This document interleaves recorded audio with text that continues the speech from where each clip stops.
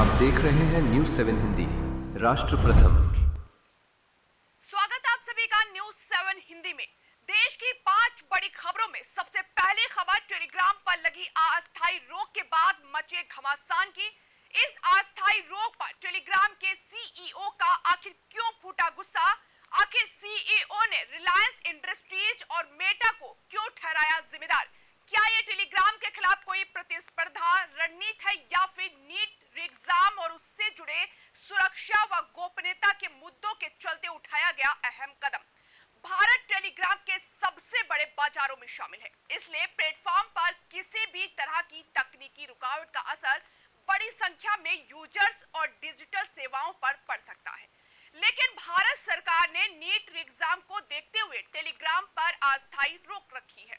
सरकार का कहना है कि यह फैसला कथित पेपर लीक, फर्जी दावों और धोखाधड़ी से जुड़े सामग्री के प्रसार को रोकने के लिए लिया गया है।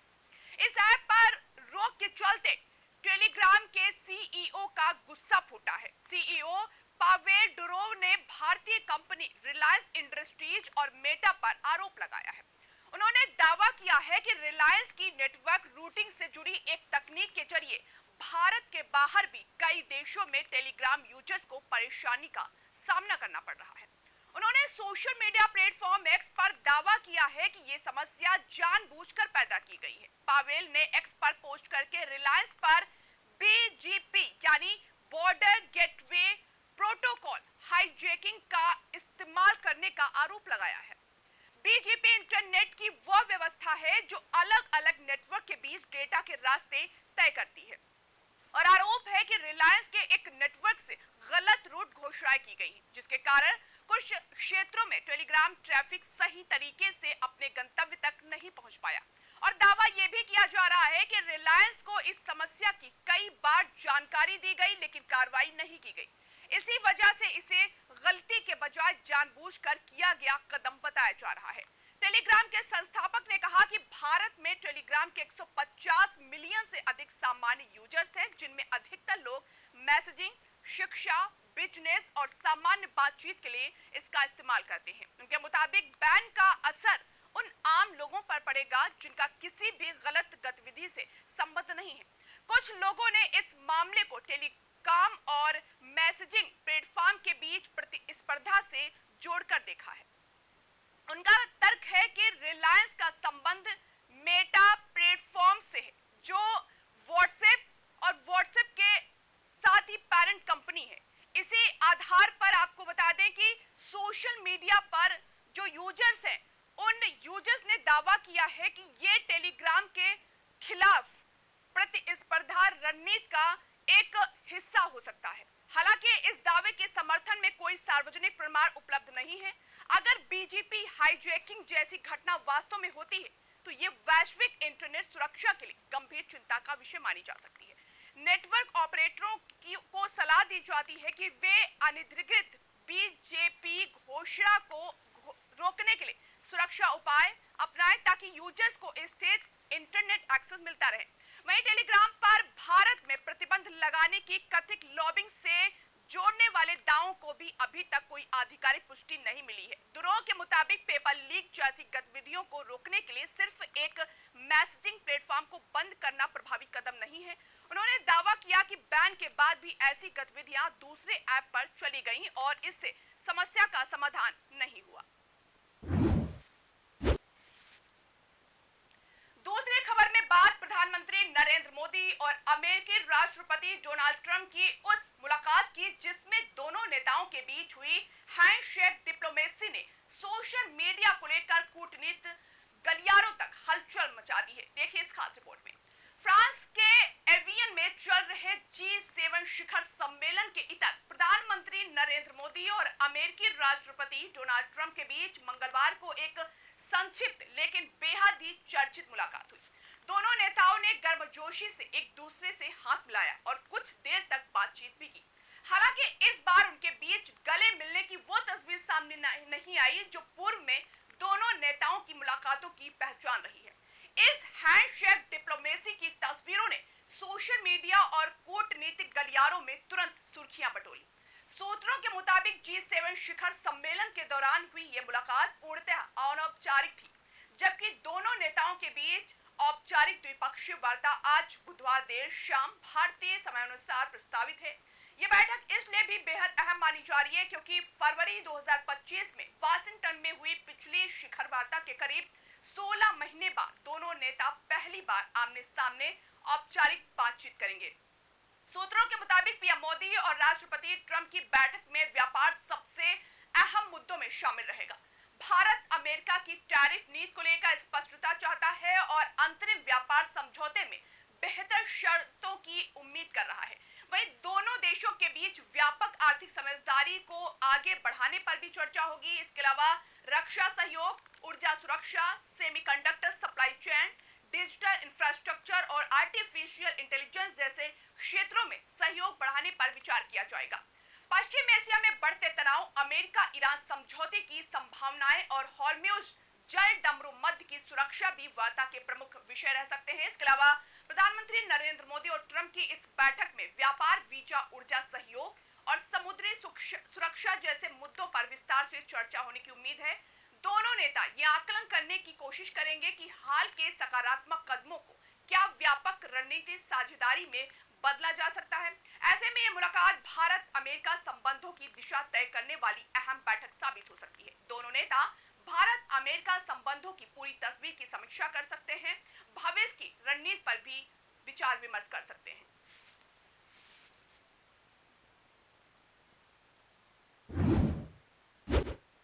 अब रुक करते हैं महाराष्ट्र का, जहां ऑपरेशन टाइगर को लेकर बुलाई गई अहम बैठक में कई सांसदों की गैर मौजूदगी ने सियासी गलियारों में नई चर्चाओं को जन्म दे दिया है। क्या ये महज एक संयोग है या फिर पार्टी के भीतर पनप रहे किसी बड़े असंतोष की आहट? क्या शिवसेना ने सब कुछ ठीक है या 2022 जैसी राजनीतिक उठक-पटक की आशंकाएं एक बार फिर से उठने लगी है? जानेंगे इस खास रिपोर्ट में। महाराष्ट्र की राजनीति में एक बार फिर से हलचल तेज हो गई है। इस बार उद्धव ठाकरे गुट यानी शिवसेना यूबीटी के भीतर संभावित टूट की अटकलों ने जोर पकड़ लिया है।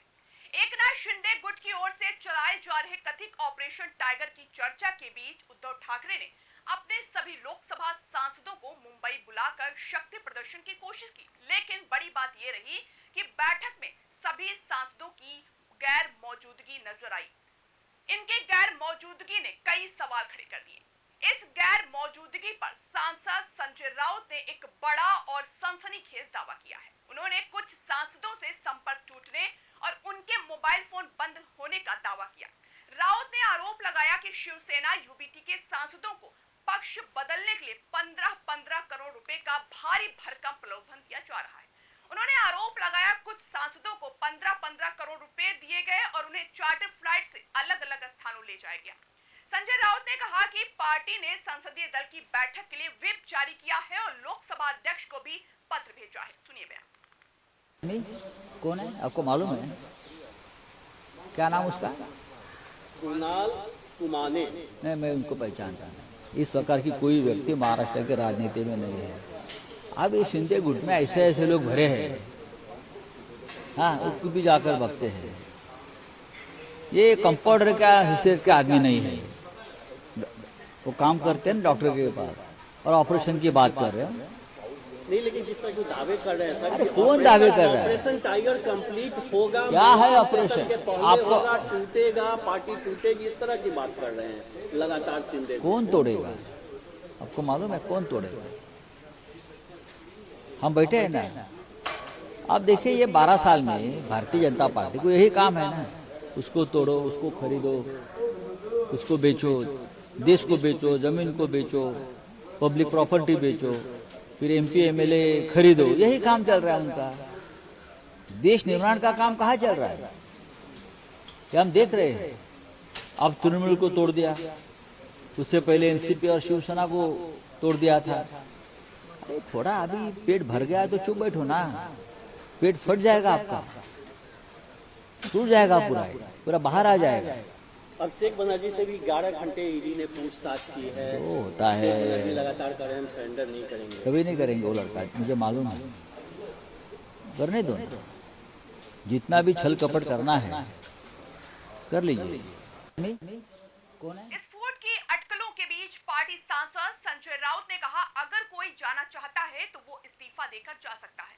अगर हमारे सांसदों के बारे में ऐसी खबरें आती हैं तो उन्हें उनका खंडन करना चाहिए। इस बार महाराष्ट्र के लोग चुप नहीं रहेंगे। सूत्रों से मिली जानकारी के मुताबिक उद्धव ठाकरे गुट के करीब 7 सांसद कथित तौर पर भारतीय जनता पार्टी के समर्थन में जा सकते हैं। लोकसभा के 9 सदस्यों में से सिर्फ 4 अरविंद सावंत, अनिल देसाई, राजा भाऊ वाजे और संजय पाटिल ने बैठक में फिजिकली शामिल हुए थे। ओम प्रकाश राजे, निंबालकर, भाऊ साहेब वाकचौरे, नागेश बाबूराव पाटिल, अष्टिकर और संजय देशमुख ऑनलाइन कनेक्ट हुए थे। एक सांसद ने बाद में फोन पर उद्धव ठाकरे से बात की। पार्टी नेतृत्व ने इसे सामान्य बताया, लेकिन राजनीतिक गलियारों में इसकी अलग व्याख्या की जा रही है। पार्टी कार्यकर्ताओं और नेताओं के बीच ये चर्चा शुरू हो गई है कि क्या ये सिर्फ सहयोग है या फिर पार्टी के भीतर किसी बड़े असंतोष का संकेत है। एक बयान और आपको सुनाते हैं। तो है सब लोग हैं हमारे पार्टी के सांसद है, जिनके लिए हमने हमारा सबका उद्धव जी ने कार्यकर्ताओं का खून पसीना बहाया, उनको टिकट दिया, उनको पैसा भी दिया चुनाव लड़ने के लिए, जितने हमारी औकात थी, हाँ वो भी दिया, मेहनत किया, सब कुछ किया। और फिर भी अगर उस बारे में, उनके बारे में इस प्रकार की खबरें आती है तो ये लोगों ने उनका खंडन करना चाहिए। और मैं फिर एक बात कहता हूं, अब उनको नहीं छोड़ेंगे। अगर कोई है उसमें से ऐसा कोई करता है तो अब महाराष्ट्र की जनता एक बार चुप बैठेगी। अब जनता चुप नहीं बैठेगी, मैं आपको बता रहा हूं। हाँ, ये क्या तमाशा बना के रखा है क्या आप लोगों ने? इस्तीफा दे दो, अगर जिसको जाना है वो इस्तीफा दे दो। हमारे पार्टी के टिकट पर आप चुनकर आए हो ना, हमारे वोटर्स ने आपको चुनकर दिया है। आप कौन है? कोई 3-3 चुनाव हार गए थे, उनको एमपी बनाया। कोई कहां भाग गया था, घर में बैठा था, उसको एमपी बनाया। किसी का पता नहीं उसको। तो हमने अभी एक लीगल बैटल अभी से शुरू किया है। हमारा व्हीप जारी है। अरविंद सावंत जी ने और अनिल देसाई जी ने व्हीप जारी किया। कल हमारी पार्लियामेंट्री बोर्ड मीटिंग है दल की 11 बजे। ओम बिरला जी को भी हमारे अरविंद सावंत जी ने लेटर लिखा है, वो भी आप समझ लीजिए। और हम अब दिल्ली में ही हैं और दिल्ली में रहेंगे। अरविंद जी आप जरा बताइए। तो है सब लोग हैं हमारे पार्टी के सांसद है, जिनके लिए हमने हमारा सबका उद्धव जी ने कार्यकर्ता खून पसीना। अब इस टोट पे महाराष्ट्र सरकार के मंत्री चंद्रशेखर बावनकुले ने मीडिया से बातचीत के दौरान बताया कि मैंने अभी कहा है कि भारतीय जनता पार्टी का कोई संबंध नहीं है। उद्धव ठाकरे जी के एमएलए और एमपी क्यों जा रहे हैं, क्यों छोड़ रहे हैं, ये उद्धव ठाकरे ही जाने। हम भारतीय जनता पार्टी का इसमें क्या वजूद है? पार्टी उद्धव ठाकरे की है, सुनिए बयान। नहीं, मैं आपको वही अभी कहा है कि भारतीय जनता पार्टी का कोई संबंध नहीं। उद्धव ठाकरे जी के एमएलए एमपी कहाँ जा रहे, क्यों जा रहे, क्यों उनको छोड़ रहे, क्यों ऐसी परिस्थिति निर्माण हुई है, इसके लिए हम भारतीय जनता पार्टी करके क्या हमारा वजूद है?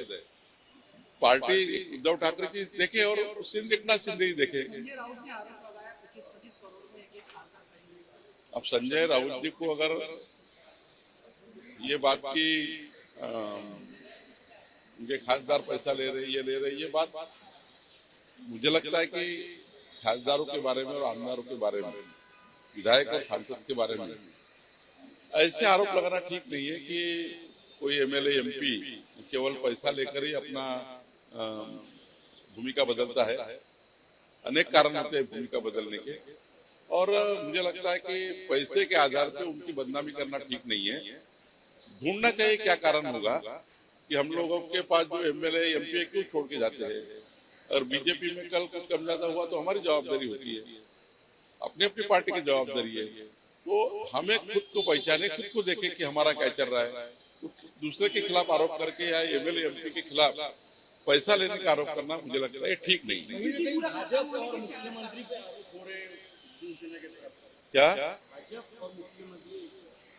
मैं आपको बार बार कह रहा हूं कि भारतीय जनता पार्टी का कोई संबंध नहीं है। उद्धव ठाकरे जी को उनके एमएलए एमपी क्यों छोड़ के जा रहे हैं, उद्धव जी जाने, और एकनाथ शिंदे जी के पास जा रहे थे, एकनाथ शिंदे ही जाने। भारतीय जनता पार्टी का कोई संबंध नहीं, हमारे मुख्यमंत्री का कोई संबंध नहीं, हमारे कोई नेताओं का संबंध नहीं, ना दिल्ली से ना गल्ली से। इसलिए इसका रिलेशन केवल उद्धव जी और एकनाथ शिंदे जी से है। तो बीजेपी उसको क्यों घसीटे बीजेपी को? मुझे नहीं मालूम, किसी पार्टी का आकलन करना मेरा काम नहीं है। महाराष्ट्र की जनता सही आकलन करेगी और जनता निर्णय करती है, जनता जो निर्णय करेगी वो मान्य होता है। बता दें, शिवसेना यूबीटी के पास लोकसभा में कुल 9 सांसद हैं। दल बदल कानून के तहत किसी गुट को अयोग्यता से बचने के लिए 2/3 यानी कम से कम 6 सांसदों का समर्थन चाहिए, और यही वजह है कि 7 सांसदों के संभावित पाला बदलने की चर्चा को विपक्ष और सत्ता पक्ष दोनों गंभीरता से देख रहे हैं। ये स्थिति इसलिए भी संवेदनशील मानी जा रही है क्योंकि 2022 में एकनाथ शिंदे की बगावत ने शिवसेना को 2 हिस्सों में बांट दिया था। उस घटना के बाद उद्धव ठाकरे का खेमा किसी भी तरह की टूट की आशंका को गंभीरता से लेता है, और यही वजह है कि सांसदों की अनुपस्थिति को पार्टी के भीतर अनुशासन और निष्ठा के नजरिए से देखा जा रहा है। अगली खबर में बात करेंगे उत्तराखंड के बहुचर्चित अंकिता भंडारी हत्याकांड की, जिसमें अब एक नया और चौंकाने वाला मोड़ सामने आया है। इस मामले से जुड़े विवाद में भाजपा के पूर्व विधायक सुरेश राठौर को पुलिस ने आधिकारिक तौर पर गिरफ्तार किया है। लेकिन सवाल यह है कि आखिर पूर्व विधायक का नाम इस पूरे मामले में कैसे जुड़ा? कौन सी ऐसी कथित बातचीत सामने आई जिसने पुलिस को कार्रवाई के लिए मजबूर कर दिया? और कैसे एक वायरल ऑडियो क्लिप ने खोल दी नेताजी के काले कारनामों की पोल? क्या ये सिर्फ एक ऑडियो विवाद है या फिर इसके पीछे छिपी है कोई बड़ी सियासी कहानी? आइए जानते हैं इस पूरे घटनाक्रम की परत दर परत कहानी। उत्तराखंड के बहुचर्चित अंकिता भंडारी हत्याकांड में प्रदेश पुलिस ने बड़ी कार्रवाई को अंजाम दिया है। ज्वालापुर सीट से भाजपा के पूर्व विधायक सुरेश राठौर को पुलिस ने आधिकारिक तौर पर गिरफ्तार कर लिया है। इस हाई प्रोफाइल गिरफ्तारी के बाद उत्तराखंड के सियासी गलियारों में जबरदस्त हड़कंप मच गया है, क्योंकि इस पूरे विवाद की कड़ियां भारतीय जनता पार्टी के केंद्रीय नेतृत्व से जाकर जुड़ रही हैं। मिली जानकारी के मुताबिक ये पूरी कार्रवाई सोशल मीडिया और राजनीतिक हलकों में वायरल हो रही एक कथित फोन कॉल रिकॉर्डिंग से जुड़ी हुई है। इस ऑडियो क्लिप में पूर्व विधायक सुरेश राठौर और उनकी कथित पत्नी उर्मिला के बीच बातचीत हो रही थी। इस बातचीत के दौरान अंकिता भंडारी हत्याकांड के संदर्भ में भाजपा के राष्ट्रीय वरिष्ठ नेता दुष्यंत गौतम के नाम का जिक्र किया गया था और उन पर कुछ गंभीर व आपत्तिजनक आरोप भी लगाए गए थे। इस ऑडियो के सामने आने के बाद खुद भाजपा के सीनियर लीडर दुष्यंत गौतम ने अपनी छवि को धूमिल करने और साजिश रचने के खिलाफ पुलिस में आधिकारिक शिकायत दर्ज कराई, जिसके आधार पर मुकदमा दर्ज किया गया था। एफआईआर दर्ज होने के बाद हरकत में आई उत्तराखंड पुलिस ने बिना वक्त गंवाए पूर्व विधायक सुरेश राठौर को दबोच लिया। पुलिस अब इस कथित कॉल रिकॉर्डिंग की सत्यता, दोनों के बीच हुई बातचीत के मुख्य संदर्भ और राष्ट्रीय नेताओं का नाम घसीटे जाने के पीछे की असली मंशा की गहनता से जांच कर रही है, क्योंकि यह मामला पहले से ही राज्य के सबसे संवेदनशील अंकिता भंडारी हत्याकांड से जुड़ा हुआ है। इसलिए पुलिस फूंक फूंक कर कदम रख रही है। विपक्ष इस गिरफ्तारी के बाद एक बार फिर सरकार और संगठन को घेरने की रणनीति तैयार कर रहा है।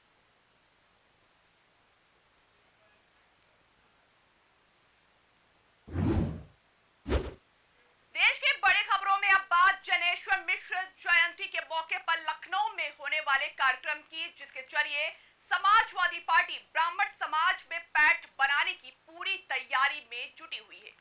आगामी चुनाव को देखते हुए सभी राजनीतिक दल एक दूसरे के वोट बैंक में सेंध लगाने की फिराक में है। समाजवादी पार्टी अब पीडीए के साथ ब्राह्मण वोट बैंक को साधने की रणनीति पर काम कर रही है। जनेश्वर मिश्र जयंती के मौके पर लखनऊ में बड़ा कार्यक्रम आयोजित करने जा रही है समाजवादी पार्टी।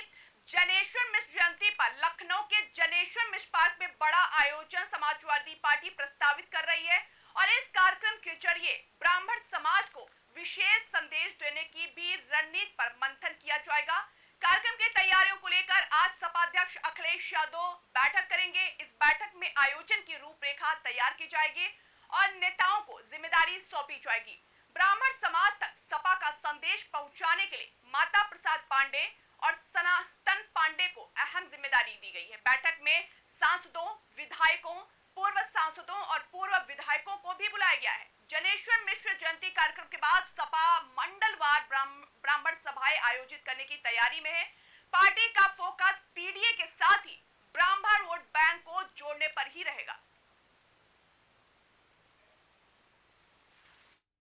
श्रुति की शादी की तैयारी शुरू हो गई? हाँ, और आज शादी के गहने भी लेने हैं। हाँ तो बस सीधे कल्याण ज्वेलर्स चले जाइए। कल्याण में अब मेकिंग चार्ज प्रति ग्राम सिर्फ 199 रुपए से। सबका कल्याण, है ना? श्रुति की शादी